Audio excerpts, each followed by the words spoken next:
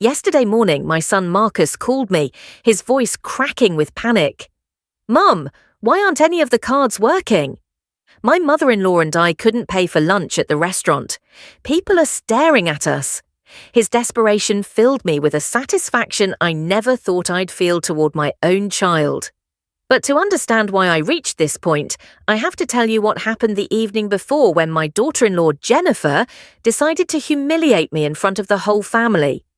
I'm 68 years old, and for the last few years, ever since I was widowed, I've become the personal ATM for my son and his wife. Every whim, every craving, every unnecessary expense came out of my savings. But yesterday, while I was serving coffee in my own home, Jennifer turned to her friends who had come to visit and let slip the words that would change everything forever. "That old woman is only good for paying our bills." My son Marcus, instead of defending me, burst out laughing as if he'd just heard the funniest joke in the world. I stood there, coffee pot in hand, watching them make fun of me in my own living room. My hands trembled, but not from sadness. They trembled with a cold rage I had never felt before, because in that moment, I understood something I had been denying for years. To them, I wasn't a mother. I wasn't a mother-in-law. I wasn't even a person. I was just a bank account with legs. For 10 years, I was their financial salvation. When Marcus lost his job, I paid his rent for 8 months. $800 a month that came out of my pension without him lifting a finger to look for real work. When Jennifer wanted to refresh her entire wardrobe because she needed to look professional, it was $3,000 on my credit card. When they wanted to go on vacation to Hawaii because they deserved it after so much stress, another $5,000 disappeared from my savings. They never invited me on those vacations. Of course, I was good enough to pay, not to accompany them. "It's a romantic trip, Mom," Marcus would tell me whenever I hinted that I'd like to see the ocean. "You understand, right?" And I, like the fool I was for years, always understood, always paid, always kept quiet while they lived the life I financed. The last straw came 3 months ago when Jennifer decided she needed a new car. "The one we have is getting too old, Barbara," she told me in that syrupy voice she used when she wanted something expensive. "Besides, if we're going to have kids soon, we need something safer." A $15,000 down payment. $15,000 that represented 2 years of my savings. But I paid it as always because it was for the good of the family. But yesterday, after hearing those venomous words, after seeing my own son laugh at me, something in my heart changed forever. That night I couldn't sleep, not from sadness, but from a clarity that burned inside me. I got up at 3 o'clock in the morning, turned on my computer, and began making the decisions I should have made years ago. First, I cancelled all the additional cards they had in my name. Every single one of the 5 cards they used as if they were their own. Then I drained and closed the joint savings account I used to funnel money to them every month for so-called emergencies that were never real emergencies, but rather expensive restaurant bills and designer clothes. I also changed all the passwords to my bank accounts and removed their names from my automatic transfers. At 6 o'clock in the morning, when I was done, I poured myself a coffee and sat in my favourite armchair. For the first time in years, I felt at peace. I knew that soon my phone would ring, and on the other end would be my desperate, humiliated son demanding an explanation, and I would be ready to give him one. The phone rang at exactly 9:15 in the morning. I was sitting in my kitchen enjoying my second coffee of the day when I saw Marcus's name on the screen. I didn't answer immediately. I let it ring 3 more times while I savoured a moment of power I hadn't felt in decades. When I finally picked up, his voice was desperate, almost hysterical. "Mom, why are all the cards declined?" "I'm here at the Crestview Grill with Jennifer's mother. We wanted to have lunch and celebrate her birthday, but none of the cards work. It's humiliating. People are staring at us. The waiter is getting impatient, and I don't have enough cash to pay a $200 bill." What's going on? The irony was delicious. They had chosen the Crestview Grill, the most expensive restaurant in town, to impress Jennifer's mother, the same place I was never invited to, despite having paid for family dinners there for years when they went without me. Now they were there, surrounded by the high society they so desperately wanted to impress, and they couldn't even pay for a single dish. "Good morning, Marcus," I replied, with a calmness that surprised even me. "The cards are cancelled because I've decided I'm no longer going to finance your lifestyle." "What? Are you crazy? We're in public. Jennifer's mother is here. How am I supposed to explain that my own mother left me high and dry? This is ridiculous." "What's ridiculous, son, was hearing you laugh yesterday when your wife said I was only good for paying your bills. What's ridiculous is realizing that for 10 years I've been treated like an ATM instead of your mother." There was a long silence on the other end. I could hear voices in the background, probably Jennifer and her mother wondering what was happening. The waiter must have been waiting for the payment, and other diners were likely starting to notice the awkward situation. "Mum, please don't do this now." "We can talk later, but I need you to reactivate the cards. Just for today, I promise." I cut him off. "No more promises, Marcus. No more just for today. For 10 years, I've heard the same promises. For 10 years, I've been your easy solution for everything. But yesterday, I learned something important. You don't respect me, you don't value me, and you definitely don't love me the way I loved you. That's not true." "Of course we love you. Jennifer was just joking. You know how she is." "I know exactly how she is, Marcus. And I know exactly how you are. That's why I made this decision." I could hear him breathing heavily. I imagined the situation at the restaurant was getting more tense with each passing minute. His mother-in-law had probably noticed something was wrong, that the gold card he always used to impress wasn't working. "Mum, please, we can't just stand here. What do you want us to do? Wash dishes? Should we call the police? This is a humiliation." "Now you know how I felt for years," I replied. "The difference is you're 35 years old and should be able to solve your own problems." "Are you sick? Are you feeling okay? This isn't like you, Mum. You've never been this cruel." "Cruel?" That word hit me like a slap.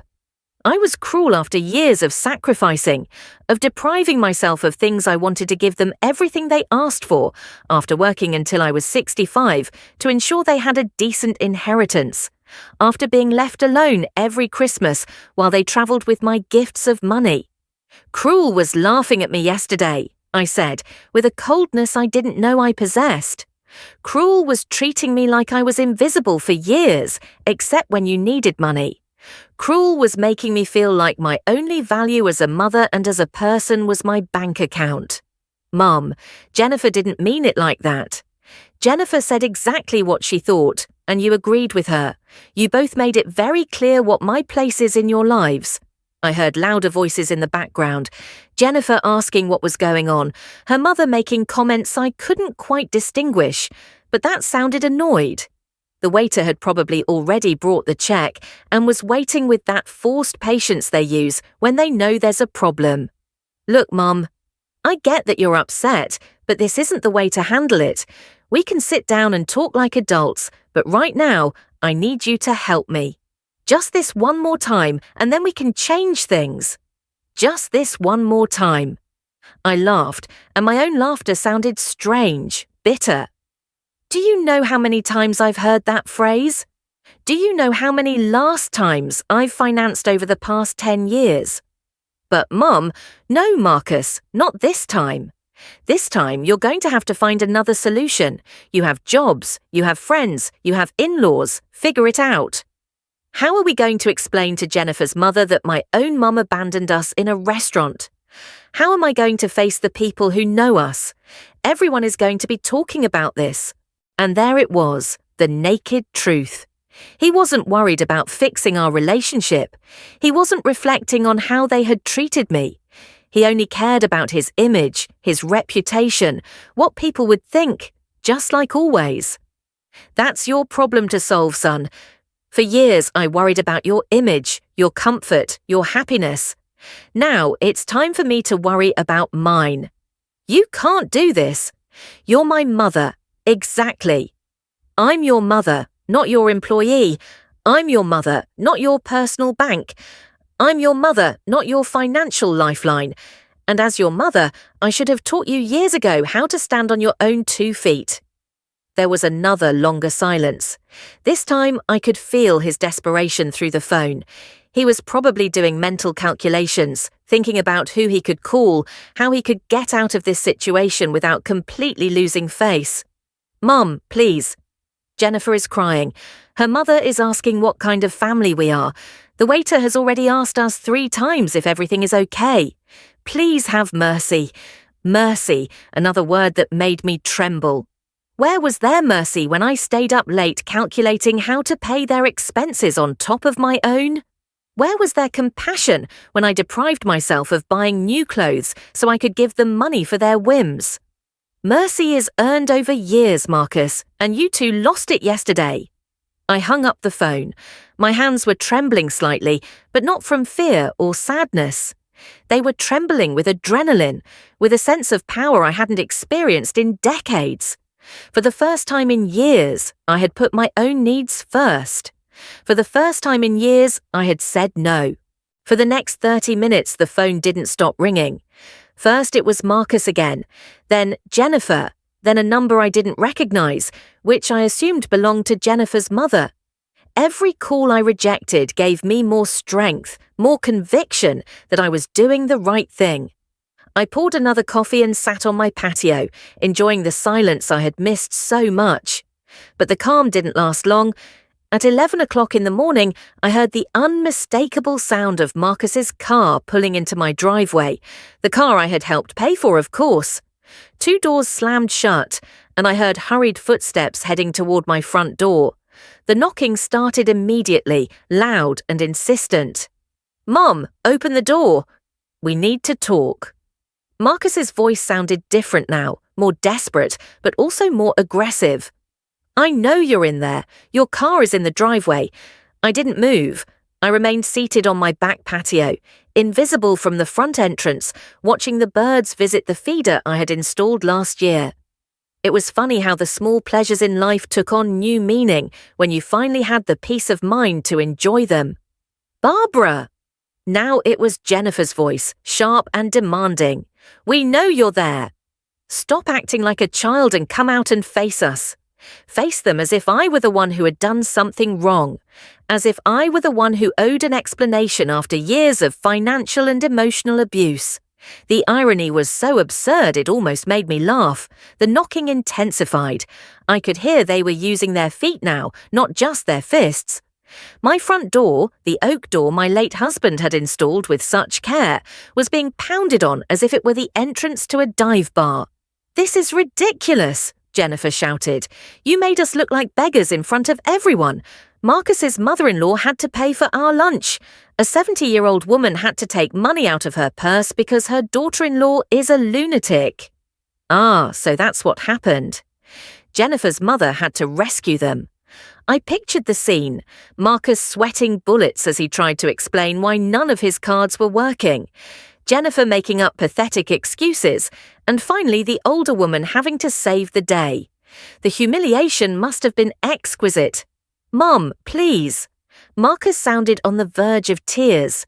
"People are already talking." Everyone at the restaurant was staring at us. Some even took out their phones. This is going to be all over social media. Social media, of course, that was their biggest concern. Not the fact that they had hurt their mother, not the recognition that they had crossed a line.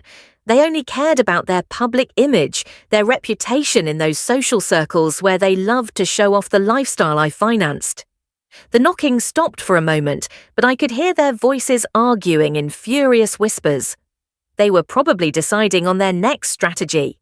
I knew Jennifer well enough to know she had a full arsenal of emotional manipulations, and Marcus had learned well from her over the years. "Barbara." Jennifer's voice changed tone completely. Now it sounded soft, almost sweet. "I know you're upset, and you have every right to be. Maybe what I said yesterday sounded bad, but you know I didn't mean it. I was just joking with my friends. You know how we women are when we get together. Sometimes we say things without thinking. It was fascinating to hear how she could change her personality in seconds. From the furious woman who had been screaming and kicking my door, she had now transformed into the understanding daughter-in-law who had only made a small communication error. Mom! Now it was Marcus who had adopted the gentle tone. I understand we hurt you. Jennifer explained to me what happened yesterday, and you're right to be upset. But declining the cards doesn't solve anything. It just makes things worse for everyone. For everyone. Not for me, of course. For them, for their comfort, for their lifestyle. My emotional well-being was still not part of the equation.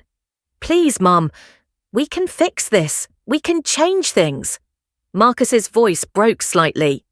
But I need you to reactivate the cards today. I have bills due. The car insurance is due tomorrow. And Jennifer has doctor's appointments this week. We can't just be left without money out of the blue. Without money. As if it were their money. As if I were responsible for their insurance, their medical appointments, their expenses as independent adults. In that moment, I understood with crystal clarity that they truly didn't see the difference between my money and theirs. In their minds, my savings were a family resource, not the result of decades of work and sacrifice from a woman who had already paid her dues in life. Barbara, please think about what you're doing. Jennifer had switched strategies again. Now her voice sounded concerned, almost motherly. What will people think if they find out you cut off your own son? What will they say at church? What will the family think?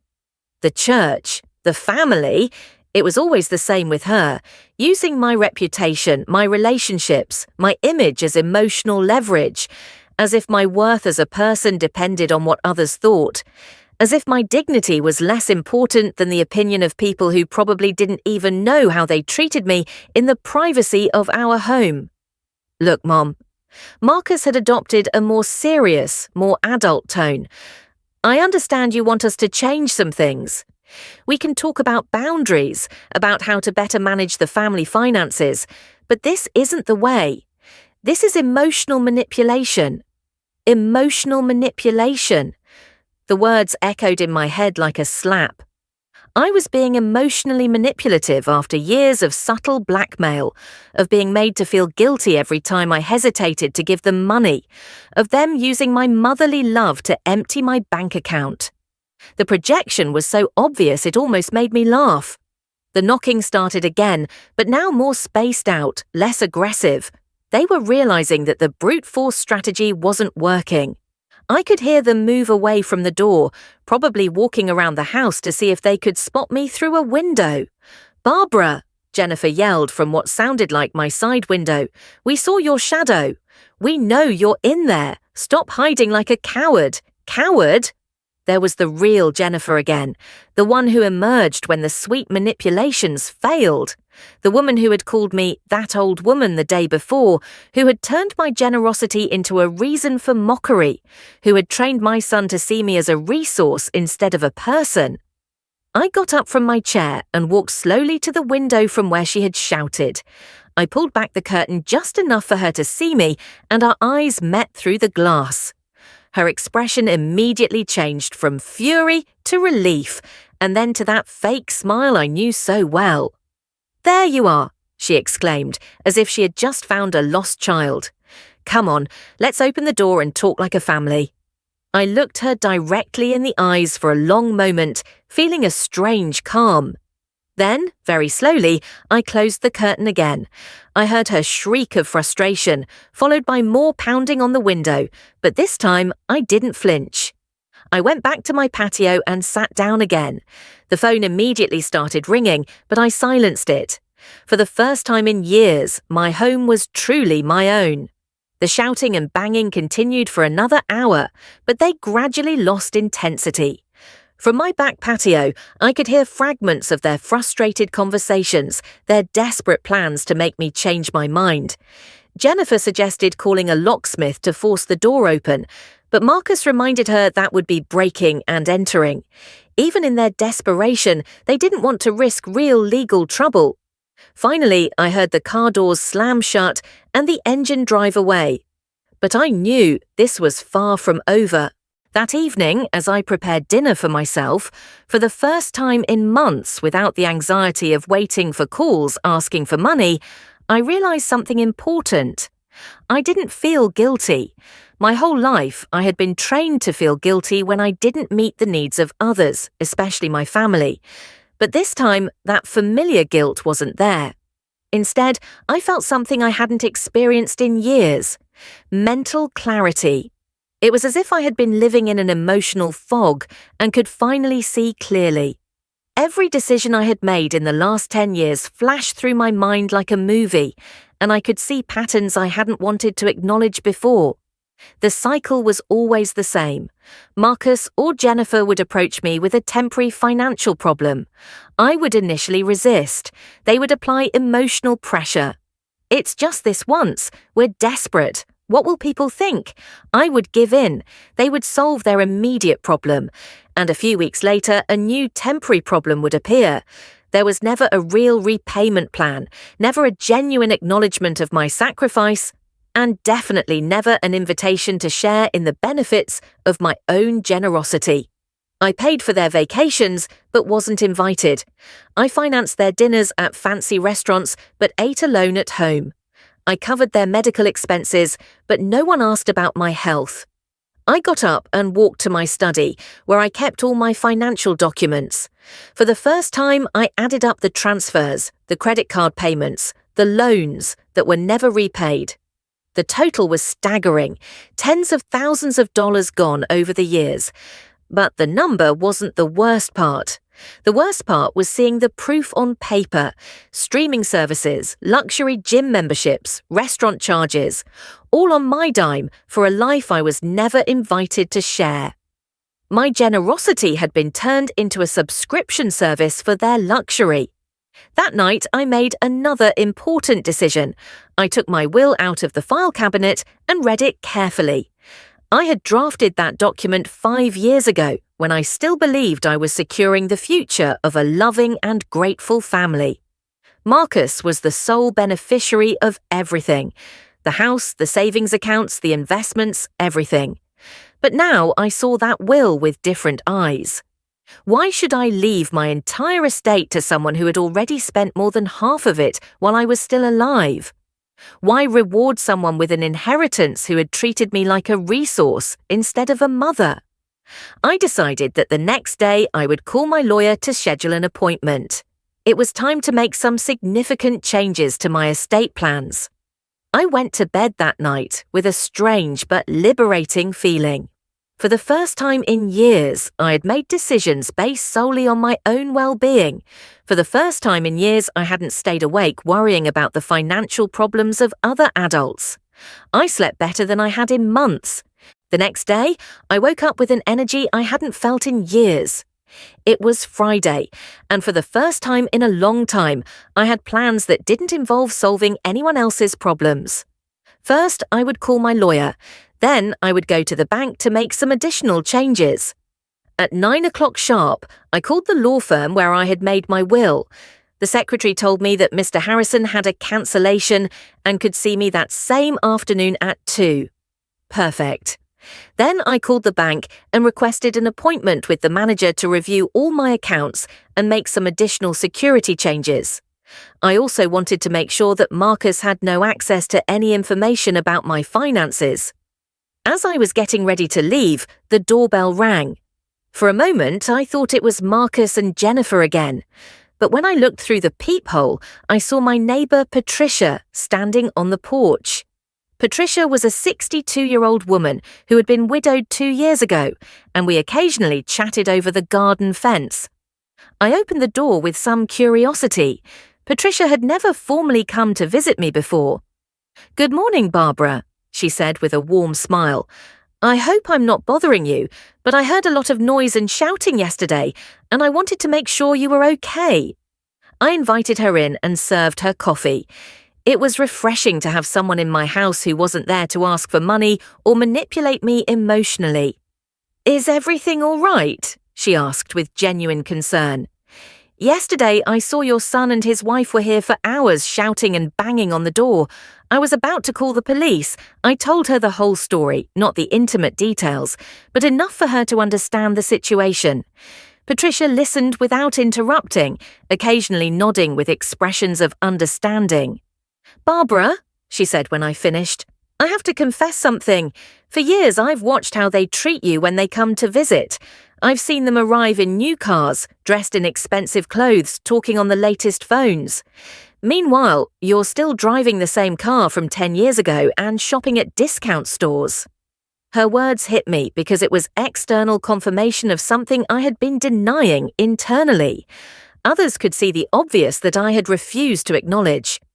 "But what has struck me the most," Patricia continued, "is that I've never seen them do anything for you. I've never seen them help you with your groceries, fix something in your house, or simply visit you without it being to ask for something." "Is it that obvious?" I asked, feeling a mix of shame and relief. "To someone looking from the outside, yes, but I understand why you couldn't see it. When you're a mother, you always want to believe the best of your children." Patricia stayed for another hour, and our conversation was the most honest and liberating one I'd had in months. She told me about her own experiences with adult children who expected her to solve all their problems, and how she had learned to set boundaries after being widowed. "You know what helped me the most?" she said before leaving. "Realizing that being a good mother doesn't mean being a martyr. You can love your children without sacrificing your dignity for them." Her words resonated in my mind all the way to the bank. In the manager's office, we reviewed all my accounts and implemented new security measures. I changed all the passwords, added two-factor authentication, and made sure that only I had access to any financial information. "Mrs. Thompson," the manager said as he processed the changes, "may I ask why these drastic changes? Do you have any specific security concerns?" "Let's just say I finally realized that my biggest financial security risk lives in my own family," I replied. The manager nodded with understanding. "It's more common than you think, Mum. We see many cases of older adults being taken advantage of financially by relatives. You did the right thing by protecting yourself." After the bank, I went to lunch by myself at a small, cozy restaurant I had always wanted to try, but had never allowed myself the luxury. I ordered the most expensive dish on the menu, a glass of wine and dessert. The total bill was $45, less than what Marcus and Jennifer spent on a single round of drinks on their nights out. As I savoured my lunch, I realised something important. It had been years since I had enjoyed a meal without the constant anxiety of calculating how much it was costing me, how much I might need to set aside for Marcus's next emergency, or whether I could afford this small personal pleasure. For the first time in years, I was eating with true appetite and enjoyment. The appointment with Mr. Harrison, the lawyer, was revealing in ways I hadn't anticipated. When I explained the situation and my desire to change my will, he showed no surprise at all. In fact, he told me that cases like mine were more frequent than I imagined. "Mrs. Thompson," he said as he reviewed my current will, "I see we drafted this document 5 years ago. At that time, you designated your entire estate to your son, Marcus. Are you sure you want to make significant changes?" "Completely sure," I replied. "Over these 5 years, I've seen my son's true character. He has shown that he doesn't value my generosity, and frankly, he has already spent more than half of his inheritance while I'm still alive." The lawyer took notes as I explained what I wanted. "I want to divide my estate. A portion for charitable organisations that truly help people in need. Another portion for my sister Margaret, who has always been independent and has never asked me for anything. And for Marcus, just enough to show that I haven't disinherited him out of malice, but not enough for him to continue living without working." "I understand completely," he said. "We can draft those changes and have them ready for your signature next week." I left the law firm feeling a deep satisfaction. For the first time in years, I had made decisions about my future that reflected my real values, not my fears or my maternal guilt. When I got home, there was an unfamiliar car in my driveway. An older woman, elegantly dressed, was standing on my porch. It was Jennifer's mother, Helen. "Barbara," she said with a forced smile when she saw me arrive. Good you're here. We need to have a woman-to-woman talk. I invited her in, more out of curiosity than politeness. I wanted to hear what version of the events this woman had received. Look, dear, Helen began once we were seated. I know there was a misunderstanding yesterday between you and the kids. Jennifer told me everything, and frankly, I think you're exaggerating the situation. Exaggerating? I asked. Well, yes, Jennifer says she made a comment that you misinterpreted, and now you've taken very drastic measures, cancelling your own son's credit cards. That seems like a very extreme reaction for a simple joke between women. A simple joke between women. It was impressive how the narrative had evolved. Now, it wasn't just an innocent joke, but it was also my fault for not having a sense of humour. Helen, I said calmly, do you give your daughter unlimited credit cards? No, but do you pay your adult daughter's rent? No, but that's different. Do you finance your daughter's vacations while you stay home alone? Helen shifted uncomfortably in her chair. Barbara, every family handles their finances differently. Exactly, and I've decided to handle mine differently from now on. But think about Jennifer and Marcus. They're young, they're building their future, they need support. They are 35 and 32, respectively.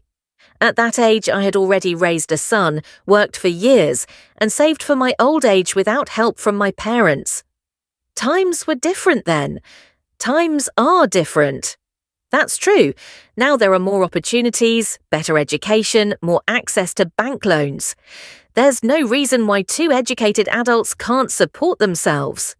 Helen changed her strategy. Barbara, Jennifer is very upset. She cried all night yesterday. She says she has always seen you as a second mother and doesn't understand why you're suddenly rejecting her. A second mother who is only good for paying bills, according to her own words. That was a joke. Women always complain about their mothers-in-law. It's normal. Complaining in private is one thing, Helen. Humiliating someone in front of guests is something else entirely. The conversation continued for another half hour, with Helen using every manipulation tactic in the book: guilt, fear, shame, and even veiled threats. Finally, when she realized that none of her tactics were working, she switched to a more direct approach. Barbara, I'm going to be frank with you. Jennifer and Marcus are considering seeking legal help.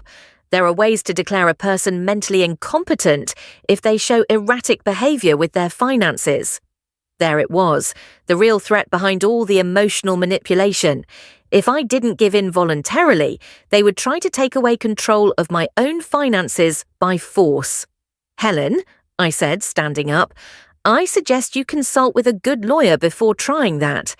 I just came from an appointment with mine, and he assured me that a person who protects their finances from family abuse is demonstrating mental competence, not the opposite.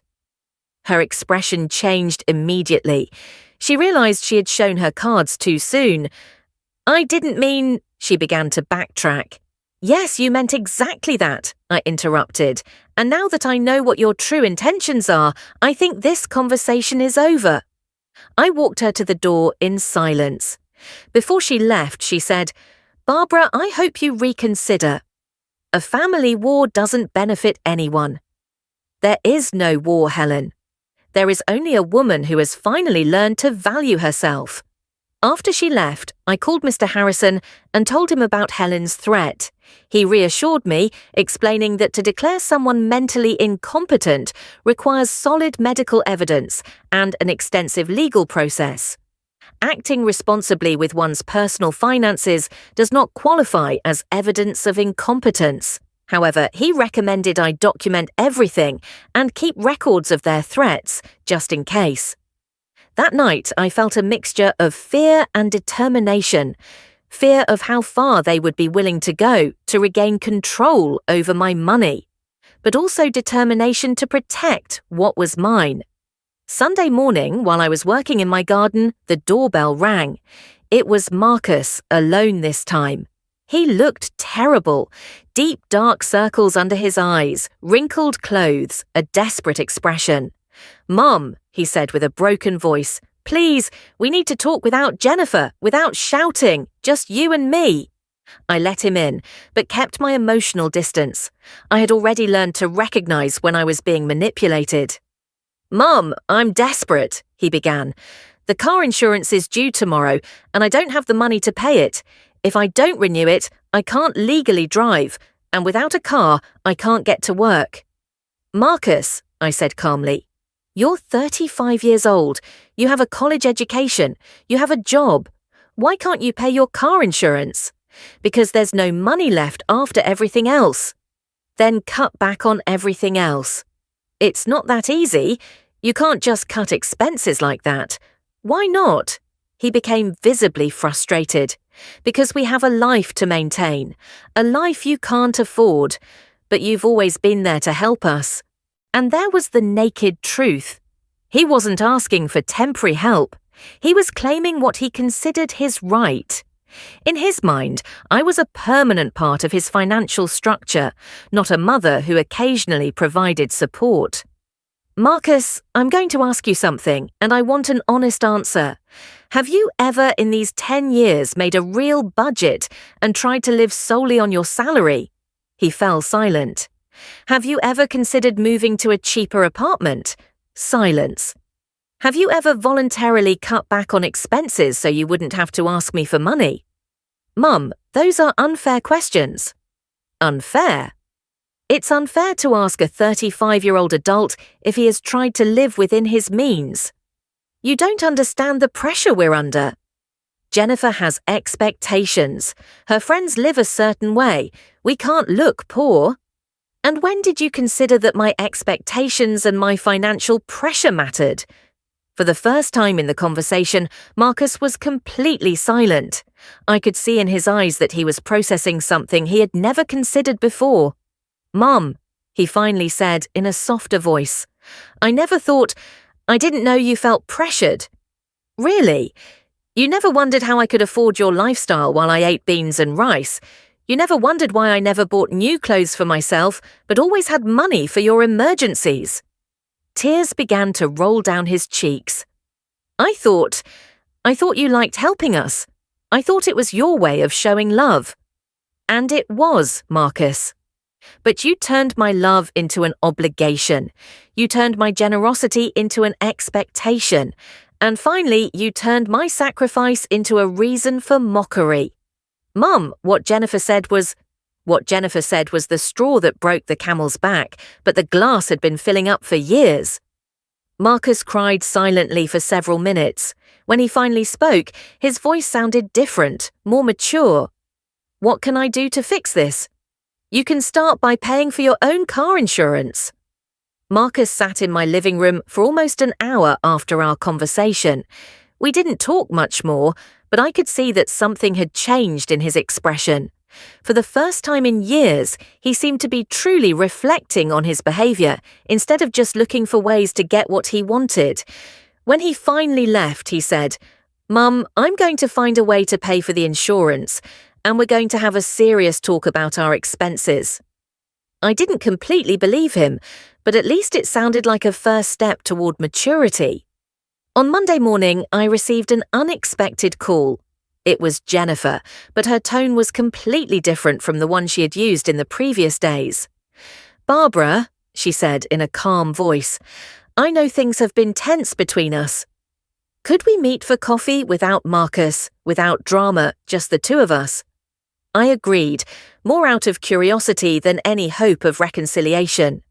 We met at a small coffee shop near the mall. Jennifer arrived dressed more simply than usual, without the expensive jewellery and designer clothes she normally wore. She looked tired, but also more humble. Barbara, she began after we ordered our coffees, I want to sincerely apologise for what I said last week. It was cruel, disrespectful, and completely inappropriate. What made you change your mind? I asked directly. Honestly, the humiliation at the restaurant, but not just that. These past few days, I've had to face the reality of our finances without your support, and I realised something terrifying. What was that? That we have no idea how to live within our means. We've been living for years as if we were rich because you financed the difference between our income and our expenses." It was the first time I had heard Jennifer offer an honest reflection on her financial situation. "Yesterday," she continued, "Marcus and I sat down and made a real budget, just with our salaries, without any outside help. Do you know what we discovered? Tell me." "That we spend almost double what we earn. Double, Barbara, not just a little more, but double, and you always covered the difference." "And what are you going to do now?" "We're going to have to make drastic changes. We're moving to a cheaper apartment next month. We're cancelling memberships and services. We're going to have to completely change the way we live." Jennifer paused to take a sip of her coffee. "Barbara, I want to ask you something, and please be honest with me. When did you start to resent our financial dependence?" The question surprised me with its directness.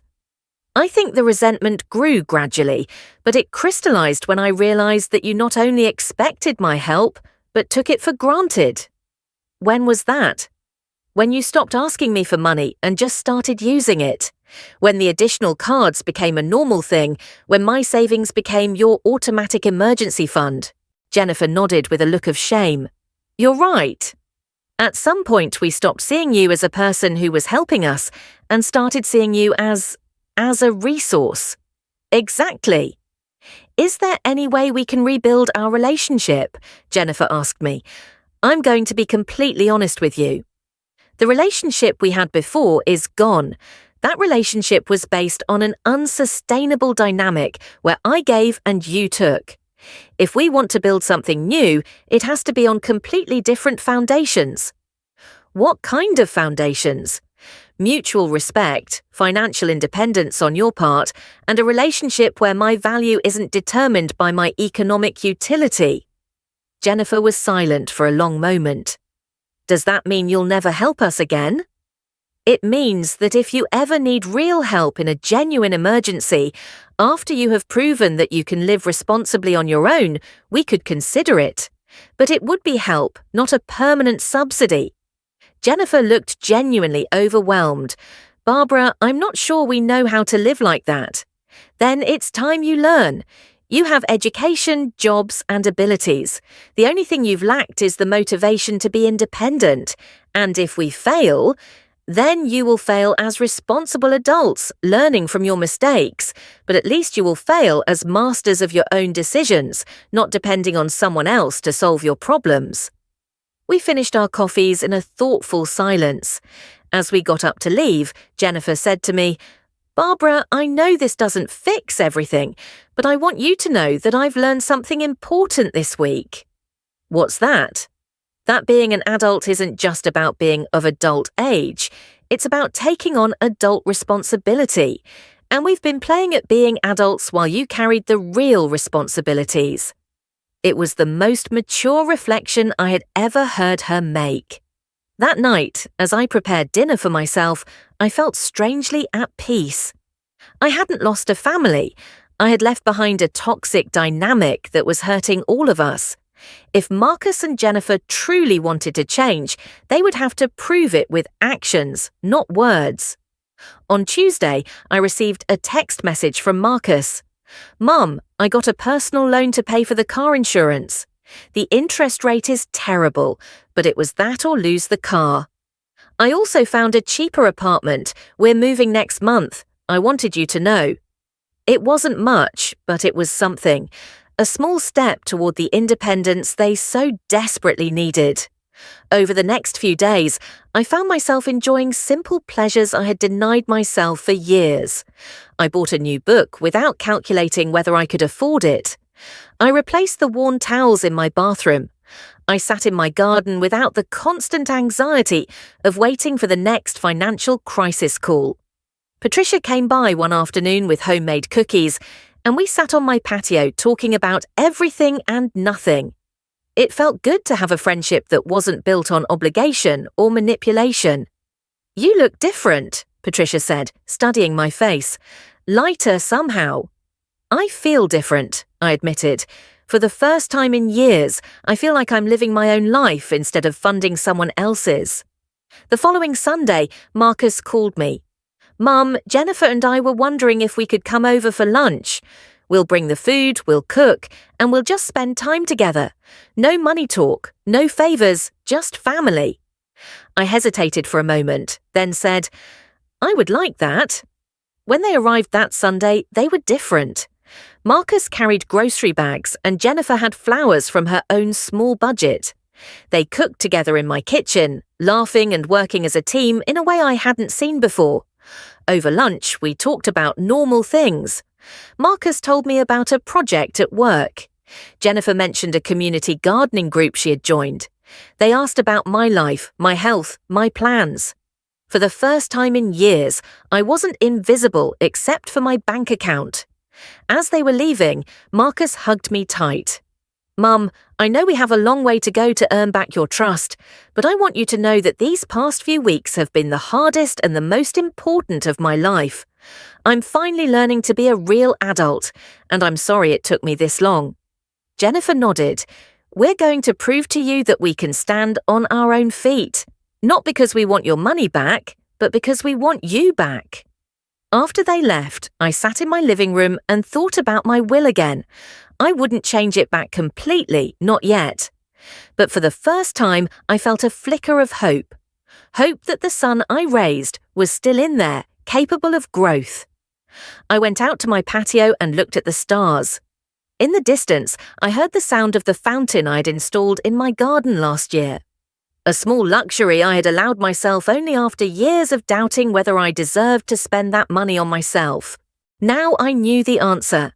I had always deserved to treat myself with the same generosity I had shown to others. It had taken me 68 years to learn that lesson, but I had finally learned it, and I would never forget it again. The future was no longer a sentence, it was a possibility. And for the first time in a very long time, I was looking forward to it. What would you do in this situation? Drop your thoughts in the comments. I'm always curious to know what you think.